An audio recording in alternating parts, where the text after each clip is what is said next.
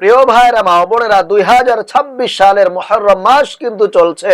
এই মুহররম মাসের 10 তারিখকে আশুরার দিন বলা হয়। আর এই আশুরার দিনে যদি আপনি একটি রোজা রাখতে পারেন, তাহলে আল্লাহ রাব্বুল আলামিন আপনার পূর্বের 1 বছরের গুনাহ খাতা ক্ষমা করে দিবে এবং আপনার মনের নেক আশাগুলো আল্লাহ তাআলা পূরণ করবে। আপনি আল্লাহর কাছে যা চাইবেন, আপনি যদি আল্লাহর কাছে ধন দৌলত চান, আল্লাহ আপনাকে ধন দৌলত দিবে। যদি আপনি আল্লাহর কাছে মান সম্মান চান, আল্লাহ আপনাকে মান সম্মান দিবে। যদি আপনি আল্লাহর কাছে বিপদ আপদ বালা মুসিবত থেকে মুক্তি চান, আল্লাহ আপনার বিপদ আপদ বালা মুসিবত গুলোকে দূর করে দিবে। যদি আপনি আল্লাহর কাছে রিজিক চান, আল্লাহ রাব্বুল আলামিন আপনাকে রিজিক দিয়ে আপনার সকল অভাব অনটন দারিদ্রতা দূর করে দিবে। আল্লাহু আকবার। তো আশুরার রোজা কত তারিখে এবং কি বারে রাখবেন, এবং আশুরার রোজার নিয়তটা আপনারা কিভাবে বাংলাতে একদম সহজভাবে করবেন, এবং আপনারা কিভাবে নফল নামাজের নিয়ত করে নফল নামাজগুলো আদায় করবেন, এবং কোন কোন জিকিরগুলো এই মুহররম মাসে সব থেকে বেশি বেশি পাঠ করবেন, সম্পূর্ণ নিয়ম কানুনটাই আজকের এই ছোট্ট ভিডিওতে আমি আপনাদেরকে বলে দিব ইনশাআল্লাহ। তাই ধৈর্য ধরে অবশ্যই ভিডিওটি মনোযোগ সহকারে শুরু থেকে শেষ পর্যন্ত আপনাদেরকে দেখার অনুরোধ করছি। প্রিয় ভাইরা মা বোনেরা, রাসূলুল্লাহ সাল্লাল্লাহু আলাইহি ওয়াসাল্লাম জীবনে কোনোদিন এই 3টি রোজা কখনোই ছাড়েন নাই। 1 নাম্বার, আল্লাহর নবী জীবনে কোনোদিন তিনি জিলহজ মাসের প্রথম 9 দিনের রোজা কখনোই ছাড়েন নাই। 2 নাম্বার, আল্লাহর নবী সাল্লাল্লাহু আলাইহি ওয়াসাল্লাম জীবনে কোনোদিন তিনি এই মুহররম মাসের 10 তারিখ আশুরার রোজা কখনোই ছাড়েন নাই। এবং 3 নম্বরে, নবী করিম সাল্লাল্লাহু আলাইহি ওয়াসাল্লাম জীবনে কোনোদিন প্রত্যেক মাসের 3 দিন আইয়ামে বীজের রোজা কখনোই ছাড়েন নাই। আল্লাহু আকবার। সুতরাং এই মুহররমের রোজা আল্লাহর নবী নিজে সব সময় রেখেছেন, কখনোই ছাড়েন নাই, এবং আমাদেরকেও রাখার ব্যাপারে নির্দেশ দিয়েছেন। প্রিয় ভাইরা মা বোনেরা, এই জুন মাসের 25 তারিখ মুহররম মাসের 10 তারিখ পড়তেছে। সুতরাং আপনারা চেষ্টা করবেন কমপক্ষে 2টি রোজা রাখার জন্য। কেন 2টি রোজা রাখবেন? তার কারণ হলো, নবী করিম সাল্লাল্লাহু আলাইহি ওয়াসাল্লাম যখন হিজরত করে মক্কা থেকে মদিনায় গেলেন, মদিনায় গিয়ে দেখলেন যে ইহুদিরা রোজা রেখেছে। নবী করিম সাল্লাল্লাহু আলাইহি ওয়াসাল্লাম জিজ্ঞেস করলেন, তোমরা কিসের রোজা রেখেছো?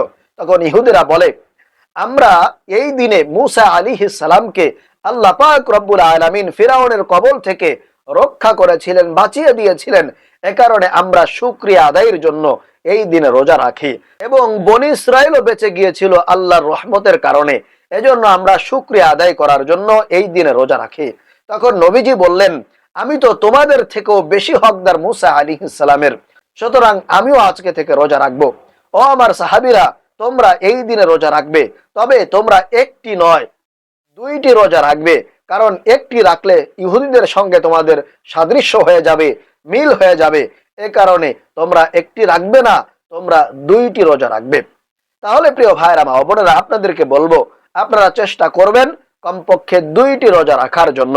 একটা হলো আশুরার দিন, আরেকটা হলো আশুরার আগের দিন, না হয় আশুরার পরের দিন আপনারা মিলিয়ে রাখবেন। প্রিয় ভাইরা মা বোনেরা, তাহলে আসুন আমি আপনাদেরকে বলে দিব কিভাবে আপনারা এই আশুরার রোজার নিয়ত করবেন।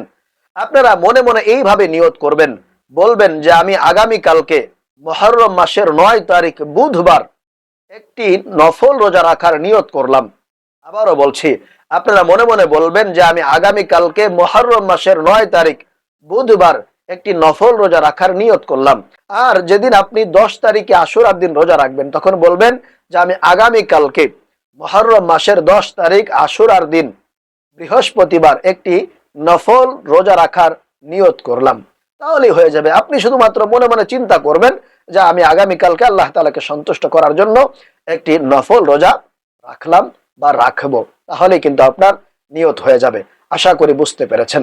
আর যদি আপনারা পরের দিন আরেকটি রোজা রাখতে চান, যে আশুরার দিন একটি রেখেছেন, পরের দিন আরেকটা রাখবেন, আগের দিন রাখবেন না, পরের দিন রাখবেন, তাহলে আপনারা মনে মনে নিয়ত করবেন যে আমি আল্লাহ তাআলাকে খুশি করার জন্য পরের দিন শুক্রবার মুহররম মাসের একটি নফল রোজা রাখার নিয়ত করলাম, তাহলেই কিন্তু হয়ে যাবে।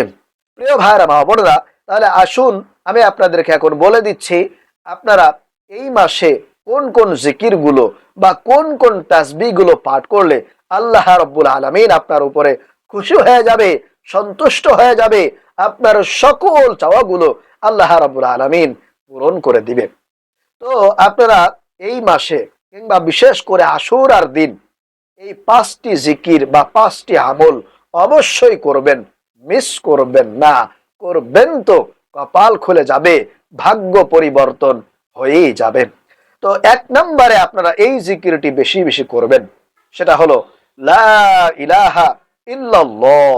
লা ইলাহা ইল্লাল্লাহ পৃথিবীর সবচেয়ে দামি, শ্রেষ্ঠ, ফজিলতপূর্ণ জিকির। যে জিকির করলে আল্লাহ রাব্বুল আলামিনের আরশ আজিম পর্যন্ত কাঁপতে থাকে, দুলতে থাকে, এবং একটি নূরের খুঁটি রয়েছে, সেই নূরের খুঁটি আল্লাহর কাছে ফরিয়াদ করতে থাকে, বলতে থাকে, আল্লাহ যতক্ষণ না পর্যন্ত তুমি তোমার ওই বান্দাকে ক্ষমা করে দিবা, তার চাওয়াগুলোকে পূরণ না করবা, ততক্ষণ পর্যন্ত আমি খুঁটি দুলতেই থাকবো, কাঁপতেই থাকবো। আল্লাহু আকবার।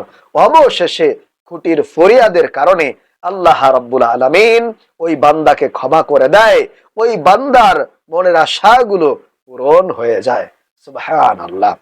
প্রিয় ভাইরা মা বোনেরা, এজন্য 1 নম্বরে 100 বার, প্রতিদিন কমপক্ষে 100 বার লা ইলাহা ইল্লাল্লাহ, লা ইলাহা ইল্লাল্লাহ, লা ইলাহা ইল্লাল্লাহ পরিষ্কার ভাবে শুদ্ধ উচ্চারণ করে করে আপনারা টানা 100 বার তাসবির দ্বারা নিয়ে লা ইলাহা ইল্লাল্লাহ পড়বেন।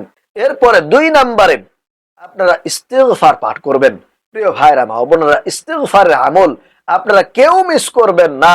ইস্তিগফারের আমল যদি করতে পারেন, আল্লাহ আপনার গুনাহ ক্ষমা করে দিবে এবং আল্লাহ আপনার সমস্ত অভাব, অনটন, দারিদ্রতা, বিপদ আপদ থেকে আপনাকে রক্ষা করবেন। গায়েবী ভাবে আল্লাহ তাআলা আপনাকে ধন দৌলত, টাকা পয়সা দান করবেন। অলৌকিক ভাবে আপনার জীবনে পরিবর্তন আসবে, আপনি বুঝতেও পারবেন না ইনশাআল্লাহ তাআলা। এরপরে 3 নম্বরে আপনারা নবী করিম সাল্লাল্লাহু আলাইহি ওয়াসাল্লামের প্রেম, মহব্বত, ভালোবাসা নিয়ে আপনারা আল্লাহর নবীকে খুশি করার জন্য বেশি বেশি দুরূদ শরীফ পাঠ করবেন। বিশেষ করে কমপক্ষে 100 বার, প্রতিদিন 100 বার দুরূদ পাঠ করবেন। তাহলে আল্লাহ রাসূল আপনার উপরে খুশি হয়ে যাবে, আপনার আমলগুলো আল্লাহর দরবারে খুব দ্রুত কবুল হয়ে যাবে। সুবহানাল্লাহ। এজন্য অবশ্যই দুরূদ পাঠ করবেন, ছোট্ট দুরূদ বেশি বেশি পড়বেন।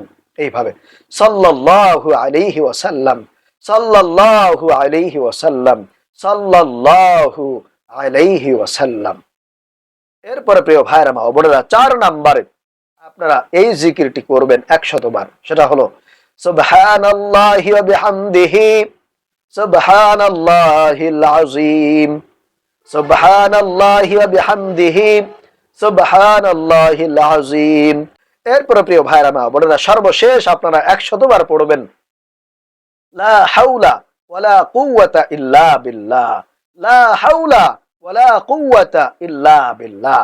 এই দোয়াটিকে বলা হয় জান্নাতের গুপ্ত ধন, জান্নাতের ধনভাণ্ডারের চাবিকাঠি, এই দোয়াটিকে বলা হয়। তাহলে প্রিয় ভাইরা মা বোনেরা, আশা করি আজকের এই আমলগুলো আপনারা বুঝতে পেরেছেন, শিখতে পেরেছেন।